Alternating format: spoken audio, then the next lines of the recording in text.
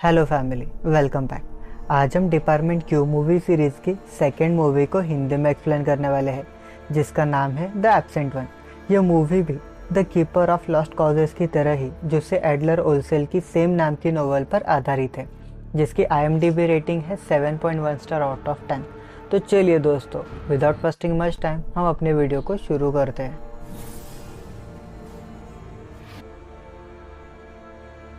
कहानी की शुरुआत में हम किसी को इमोशनल होकर कुछ फोटोज़ को एक बॉक्स में रखते हुए देखते हैं, जिसके बाद वही आदमी एक फंक्शन में जाता है जब मिनिस्टर ऑफ जस्टिस मैरिट वाले केस को सॉल्व करने के लिए डिपार्टमेंट क्यू को प्रेज करता है। जिसके बाद हम काल को देखते हैं जो अपने ऑफिस में काम कर रहा था।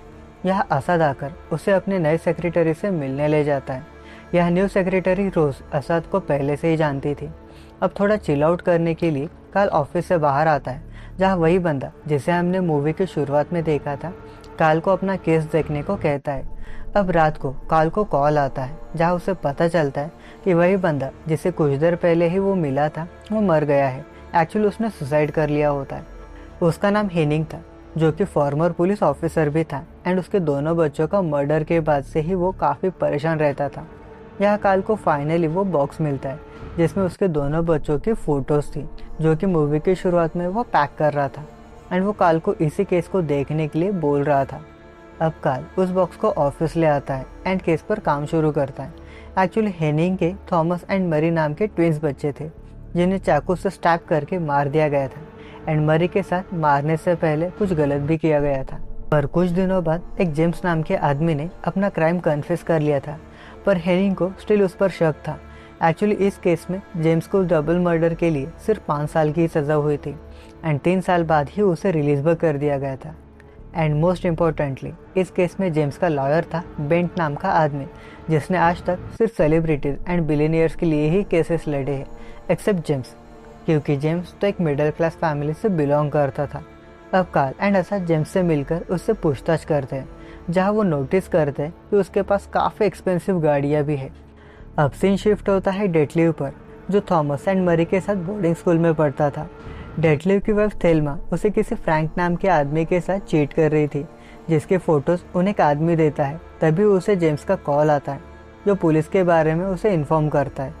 अब ऑफिस पहुंचने पर रोज़ केस के कटिंग्स बोर्ड पर लगाती है एंड बताती है कि मरी एंड थॉमस के मरने से 1 घंटे बाद पुलिस को एक लड़की ने इसके बारे में बताया था, एंड जहाँ से उसने कॉल किया था वो कॉलिंग बूथ मर्डर वाले स्पॉट से 7 किलोमीटर दूर है, एंड वो लड़की क्रिस्टिन थी, जो कि उनके साथ बोर्डिंग स्कूल में ही पढ़ती थी। और सरप्राइजिंगली इस बारे में पुलिस रिपोर्ट में कहीं भी मेंशन नहीं था। जिसके बाद उसी कॉल रिकॉर्डिंग को सब सुनते हैं, जहाँ रोज़ मेंशन करती है कि क्रिस्टिन गायब है, एंड उसके स्टेप मॉम ने भी उसे पिछले 20 सालों से नहीं देखा है।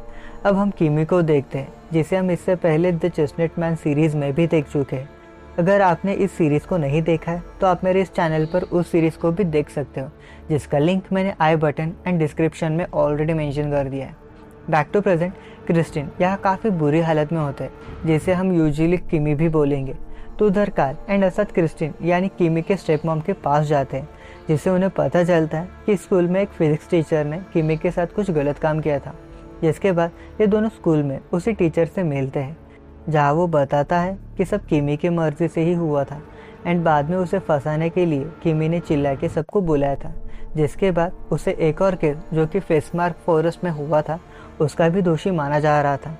तो द डेटलीव अपने दोस्त अल्ड्रिक के साथ मिलकर फ्रैंक को काफ़ी पीटता है।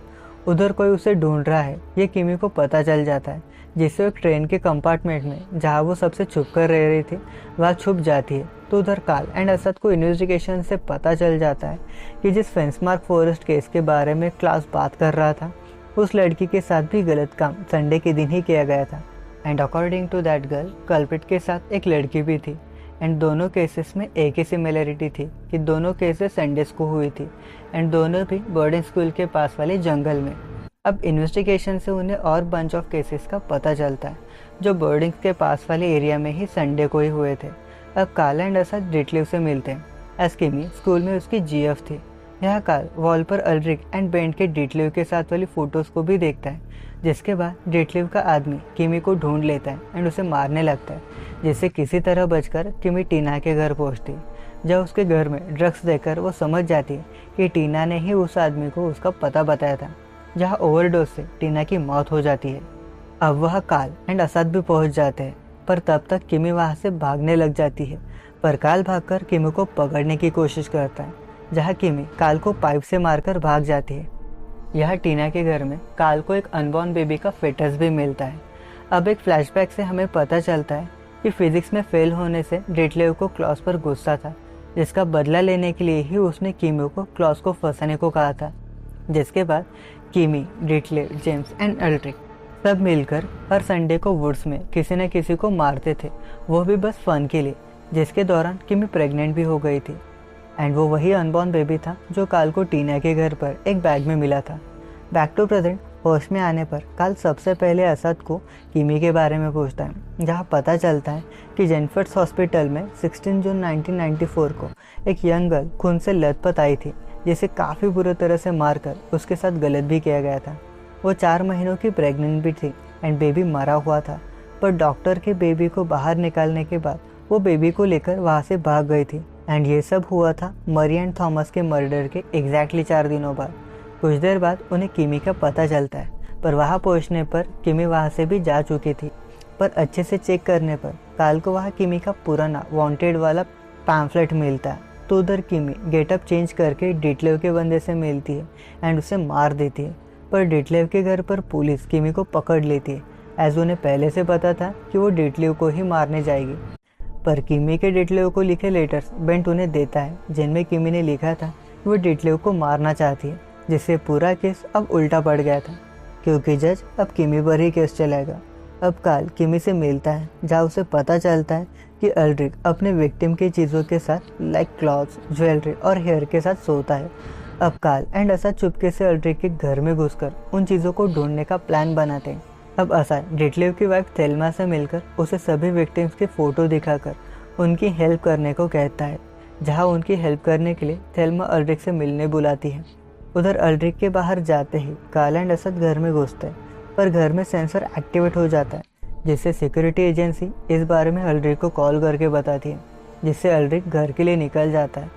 तो उधर काल को एक बॉक्स में सभी विक्टिम्स की चीज़ें मिल जाती है। अब एक फ्लैशबैक में हम देखते हैं कि एक संडे को मरी का एडवांटेज लेने के लिए जेम्स, डिटलेव, किमी और अल्ड्रिक उनके कॉटेज में घुसकर मरी पर ज़बरदस्ती करने लगते हैं, जिसके दौरान थॉमस डिटलेव का फेस देख लेता है, इसीलिए वो उन दोनों को मार देता है। जहाँ से भागकर किमी पुलिस को कॉल करती है, पर डिटलेव के वहाँ आ जाने से वो कॉल वही कट कर देती है। पर उसी रात वो उस पर अटैक कर देते हैं, जहाँ वो विंडो से कूदकर हॉस्पिटल भाग गई थी। बैक टू प्रेजेंट उधर अल्ड्रिक के आदमी काल एंड असद को पकड़कर उन्हें टॉर्चर कर रहे होते हैं, जहाँ किमी पुलिस कस्टडी से भागकर वहाँ आती है।